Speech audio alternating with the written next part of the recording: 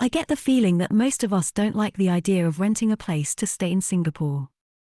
Why pay rent and not own the place? We are helping the landlord pay his mortgage on the property.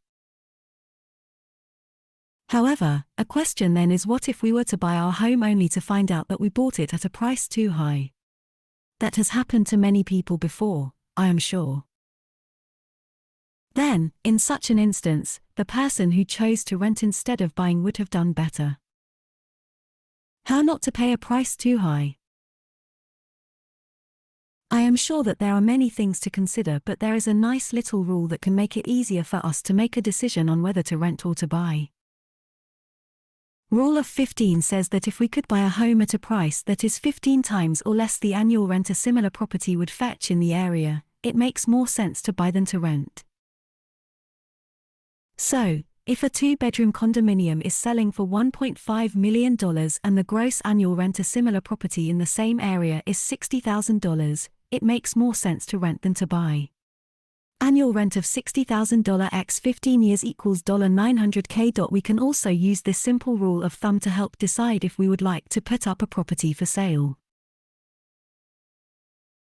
If we look at it in terms of rental yield, this rule is basically saying that if the gross rental yield of a property is 6.66% or higher, it makes sense to buy, and if it is lower, it makes sense to rent.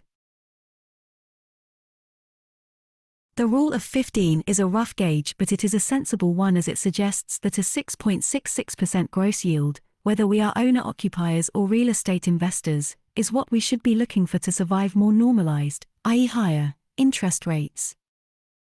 Now, this rule really isn't a rule. It is more a guide which encourages prudence for anyone who believes that having a healthy positive cash flow is more important than having lots of assets and little or no positive cash flow. In Singapore, considering the rule of 15, a BTO HDB flat is the best choice. A 4-room HDB flat in CCK could probably fetch about $2,000 in monthly rent, and the BTO price tag is probably less than $300,000. So, to rent would be silly, as the monthly rental would pay for the flat in 12 years or so. To be fair, compared to some other places in the world like Hong Kong, Singapore is still relatively cheap. Years ago, Anita Yuan and her husband made the decision not to buy a property in Hong Kong but to rent instead. Why?